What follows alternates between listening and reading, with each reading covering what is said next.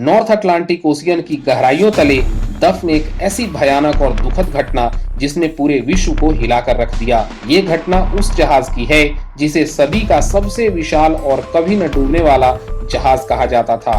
ये जहाज इतना लग्जरियस था कि मानो किसी 7 स्टार होटल्स को भी मात दे रही हो। इसका नाम है आरएमएस टाइटैनिक। दोस्तों, टाइटैनिक जहाज की कहानी शुरू होती है 19वीं शताब्दी की शुरुआत से।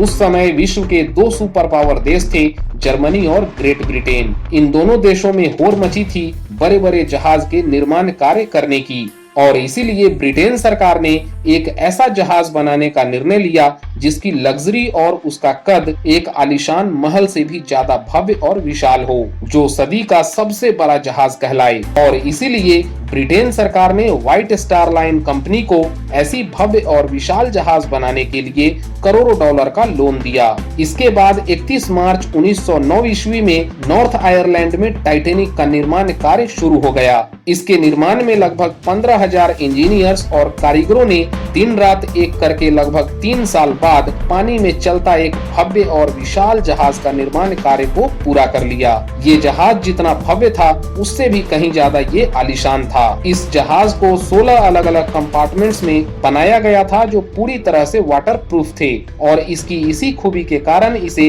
अनसिंकेबल यानी कभी न डूबने वाला जहाज कहा जाता था। इस जहाज की लंबाई लगभग 292 मीटर थी, जो उस दौर का सबसे बड़ा जहाज था। इसमें एक दिन में करीब 825 टन कोयला इस्तेमाल होता था, और इसकी भव्यता का अंदाजा आप इसी बात से लगा सकते हैं कि लगभग 111 साल पहले भी टाइटैनिक को बनाने में करीब 75 लाख डॉलर का खर्च हुआ था। 2 अप्रैल 1912 को टाइटैनिक बनकर तैयार हो चुका था।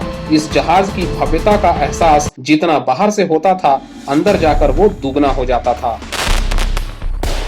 व्हाइट स्टार लाइन कंपनी ने जब यूरोप और अमेरिका के बीच टाइटैनिक की सेवाओं का ऐलान किया तो लोग इसकी पहली यात्रा को लेकर काफी रोमांचित थे, और इसके बाद 10 अप्रैल 1912 को टाइटैनिक 920 यात्रियों के साथ इंग्लैंड के साउथहैम्पटन से न्यूयॉर्क की तरफ निकल पड़ा। ऐसा कहा जाता है कि अपनी पहली यात्रा में टाइटैनिक में जितने यात्री सवार थे उससे कहीं ज्यादा कैप्टन्स, एडमिनिस्ट्रेशन और सिक्योरिटी स्टाफ सवार थे। और टाइटैनिक की इस पहली यात्रा को देखने के लिए 1 लाख से भी अधिक लोग बंदरगाह पर आए थे। साउथहैम्पटन से निकलकर टाइटैनिक 42 किलोमीटर प्रति घंटे की रफ्तार से शाम को फ्रांस पहुंचा, और फिर यहां से 274 यात्रियों को लेकर क्वींसटाउन आयरलैंड पहुंचा, और यहां से भी 123 यात्रियों को लेकर टाइटैनिक अपने अंतिम सफर न्यूयॉर्क के लिए रवाना हुआ। टाइटैनिक जब आयरलैंड के लिए निकला था तभी उसे अपने रास्ते में आइसबर्ग होने की पहली चेतावनी मिली, लेकिन जहाज के कप्तान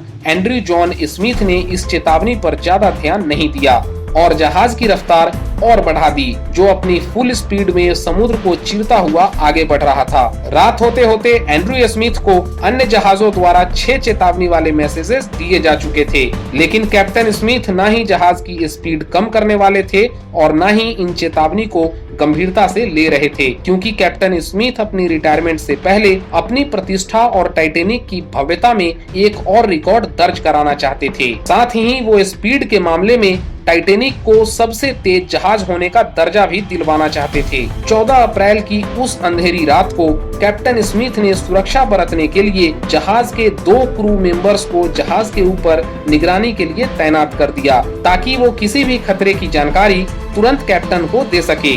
उस रात समंदर एकदम शांत था, आसमान में चांद नहीं थे, इसलिए उन्हें तारों की हल्की रोशनी ही मिल रही थी। तभी अचानक 11:39 पर जहाज के ऊपर निगरानी पर तैनात एक क्रू मेंबर को जहाज के ठीक सामने एक काला पहाड़ दिखाई दिया। उन्हें बर्फ की चट्टान नहीं दिखी। उन्हें देख वो तुरंत समझ गया कि टाइटैनिक के सामने एक विशाल आइसबर्ग है। उस क्रू मेंबर ने एक क्षण भी ना गंवाते हुए 3 बार घंटा बजा दिया और फिर फोन करके खबर दी कि बर्फ की चट्टान बिल्कुल सामने है। ये सुनते ही कप्तान और दूसरे अफसर जहाज को मोड़ने की कोशिश करने लगे। कैप्टन स्मिथ ने अपनी पूरी ताकत झोंक दी कि टाइटैनिक को दूसरी तरफ मोड़ दे, मगर अफसोस कि टाइटैनिक की तेज रफ्तार होने की वजह से जहाज को पूरी तरह से मोड़ा नहीं जा सका और नतीजतन 11:40 पर जहाज के राइट साइड का निचला हिस्सा उस बड़े आइसबर्ग से टकरा गया। टकराव इतना जोरदार था कि इसमें थर्ड क्लास के रहने वाले यात्रियों को भी एक बड़ा झटका दिया था। इसके बाद यात्रियों को पता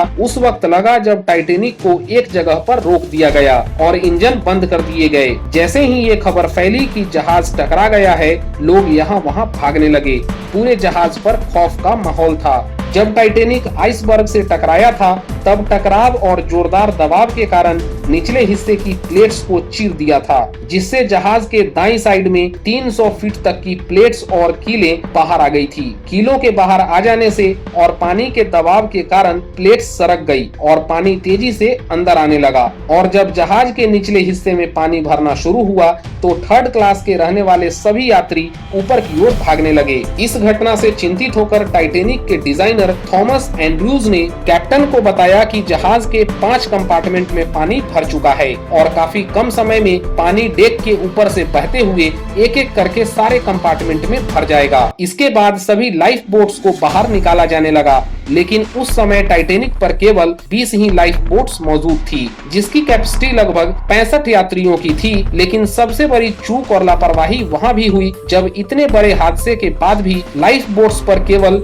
28 से 30 यात्रियों को ही चढ़ाया गया, क्योंकि इतने भयानक मंजर के बाद भी कैप्टन और दूसरे क्रू मेंबर्स को लगा कि बोट पूरी तरीके से नहीं डूब सकती है। और आगे चलकर इस बात पर सवाल भी उठे कि कैप्टन होने के नाते स्मिथ को मालूम थी कि जहाज पर कितने यात्री हैं और कितने लाइफ बोट्स मौजूद हैं। फिर भी कई नावों को बगैर पूरी तरह भरे जाने दिया गया और इसी वजह से ज्यादा लोगों की जाने गई। उस रात जहाज पर चारों तरफ खौफ का माहौल था, लेकिन इसके बावजूद म्यूजिशियंस की एक दल अपनी जिंदगी का परवाह न करते हुए मौत से बेखौफ होकर अपनी आखिरी सांस तक संगीत की धुनों को बजाता रहा, ताकि उस समय जहाज पर मौजूद यात्री इस भयानक मंजर में भी अपनी जिंदगी की आखिरी पल सुकून से बिता सकें। दूसरी तरफ जहाज के 5 से भी ज्यादा कंपार्टमेंट्स में पानी भरने से जहाज के आगे का हिस्सा 10 डिग्री तक डूब चुका था, जिससे जहाज के पीछे वाला भाग ऊपर उठने लगा। लगातार बढ़ते दबाव के कारण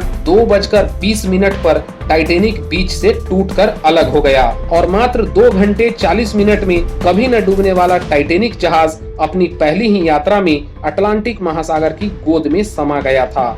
इस दुखद घटना में लगभग 1517 लोगों की जाने गई। इसमें से अधिकतर लोग डूबने से नहीं बल्कि 2 डिग्री से भी ज्यादा ठंडे पानी में जमने के कारण मारे गए थे। टाइटेनिक के डूबने के लगभग 2 घंटे बाद करीब 710 लोगों को बचा लिया गया था और तब से लेकर अब तक टाइटेनिक के डूबने को लेकर अलग अलग थ्योरीज सामने आती रही है, जिसमें कोई थ्योरी टाइटेनिक को डूबने के लिए कैप्टन एंड्रयू स्मिथ को जिम्मेदार ठहराती है, तो कोई थ्योरी इसके बनावट और इसमें इस्तेमाल की गई रॉ मटेरियल्स की क्वालिटी को घटिया बताकर इसे जिम्मेदार साबित करती थी। लेकिन 2010 में शुरू की गई रिसर्चेस के तहत टाइटेनिक के डूबने की असली वजह जानने के लिए शोधकर्ताओं की एक टीम ने आधुनिक रोबोट्स और हाई डेफिनेशन वाली कैमरे की मदद से नॉर्थ अटलांटिक ओशियन में रडार तकनीक से एक मैप बनाकर टाइटेनिक के हर छोटे बड़े टुकड़ों की 1,50,000 फोटोज और वीडियोस इकट्ठा करके टाइटेनिक के मलबे के हर छोटे बड़े टुकड़े का अध्ययन किया और लगभग 2 साल की रिसर्च के बाद सन 2012 में इस टीम ने टाइटेनिक को वर्चुअल तैयार करके इसके डूबने की असली वजहों को जानने का प्रयास किया। टाइटेनिक की डिजाइन और उसको बनाने में इस्तेमाल किए मटेरियल्स पर कई तरह के एक्सपेरिमेंट्स करने के बाद शोधकर्ताओं ने पाया कि टाइटेनिक के डिजाइन और इसमें इस्तेमाल की गई रॉ मटेरियल्स में ना ही कोई कमी थी और ना ही खराब क्वालिटी इस्तेमाल की गई थी। इस टीम के मुताबिक रिसर्च में पाया गया कि टाइटेनिक के डूबने का मुख्य कारण उसकी तेज रफ्तार थी, क्योंकि तेज रफ्तार से जब टाइटेनिक आइसबर्ग से टकराया तो उससे हजारों टन का दबाव जहाज के निचले हिस्से पर पड़ा और इस दबाव वाली जगह क्षतिग्रस्त हो गई और फिर जहाज के कंपार्टमेंट्स में पानी भरने की वजह से जहाज आगे से डूब गया। आज टाइटेनिक का मलबा नॉर्थ अटलांटिक ओशियन की गहराई में पड़ा हुआ है, जिसकी तलाश लंबे समय से होती रही है, लेकिन कामयाबी 1985 में मिली। अब 100 साल से भी ज्यादा पूरे होने से टाइटेनिक को पानी के नीचे की धरोहर में शामिल कर लिया गया है, जिसके बाद से टाइटेनिक मलबे का संरक्षण अब संयुक्त राष्ट्र की सांस्कृतिक एजेंसी करती है,